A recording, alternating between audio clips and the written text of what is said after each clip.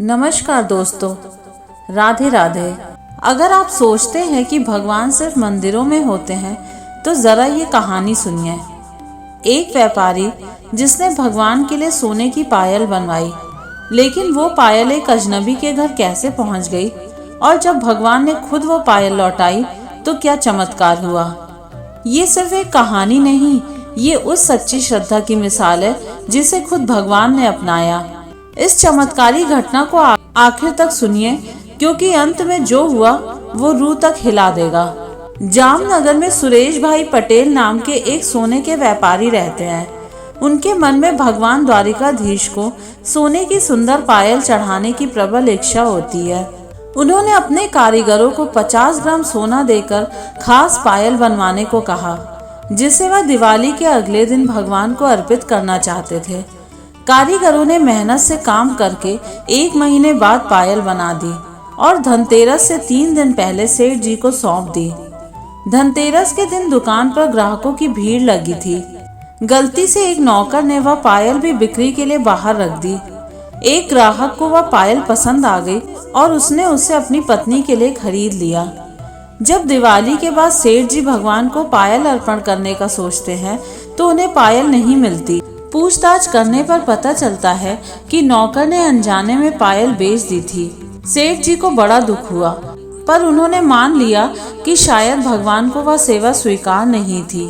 कुछ दिनों बाद वही ग्राहक फोन करता है और कहता है कि वह जो सामान धनतेरस को लाया गया था उसमें कुछ समस्या है और वह उसे बदलना चाहता है। जब वह दुकान पर आया तो वही पायल वापस लेकर आया और कहने लगा कि उस पायल को घर लाने के बाद उसकी पत्नी को पेट दर्द हुआ, फिर खुद उसे पैर दर्द और फिर बेटे को हाथ में दर्द हुआ। स्वप्न में उसे भगवान द्वारिकाधीश के दर्शन हुए और उन्होंने अपने चरण दिखाकर कहा कि मेरे पैरों में यह पायल बांधो। उन्होंने पायल को अपने घर में भगवान की मूर्ति के चरणों में रख दिया। फिर उनकी पत्नी को भी स्वप्न आया कि यह पायल घर में नहीं रहनी चाहिए, यह द्वारिकाधीश के मंदिर में जानी चाहिए। तब उन्होंने वह पायल वापस सेठ जी को लौटाई और बदले में कुछ और ले लिया। सेठ जी को जब यह सब पता चला तो उनका हृदय आनंद से भर गया। उन्होंने ग्राहक को पहले से ज्यादा पैसे लौटाए और बताया कि वह पायल भगवान के लिए ही बनवाई गई थी। फिर वे अपनी पत्नी और बच्चों के साथ द्वारिका धाम रवाना हुए, लेकिन वहां मंदिर के पास पायल का पैकेट उनसे गिर गया। बहुत खोजबीन के बाद एक अजनबी बालक आकर वह पैकेट उन्हें लौटा गया और तुरंत गायब हो गया। किसी ने उसे देखा भी नहीं। सेठ जी को यकीन हो गया कि वह स्वयं द्वारिकाधीश थे, जिन्होंने बालक का रूप धारण कर पायल लौटाई। अगले दिन वे मंदिर में दर्शन करने के लिए गए और पुजारी जी को पायल अर्पित की। मन में शंका थी कि भगवान इसे पहनेंगे या नहीं, लेकिन प्रातः दर्शन में उन्होंने देखा कि भगवान ने वही पायल अपने चरणों में पहन रखी थी और उनके मस्तक से एक फूल गिरकर सीधे सेठ जी के चरणों में आया। उन्हें विश्वास हो गया कि उनकी सेवा भगवान ने स्वीकार कर ली है।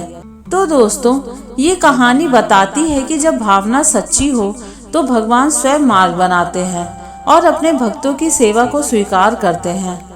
अगर आपको ये कहानी दिल से छू गई हो तो इसे शेयर जरूर कीजिए, शायद किसी और का भी विश्वास फिर से जाग जाए। जय श्री द्वारिकाधीश।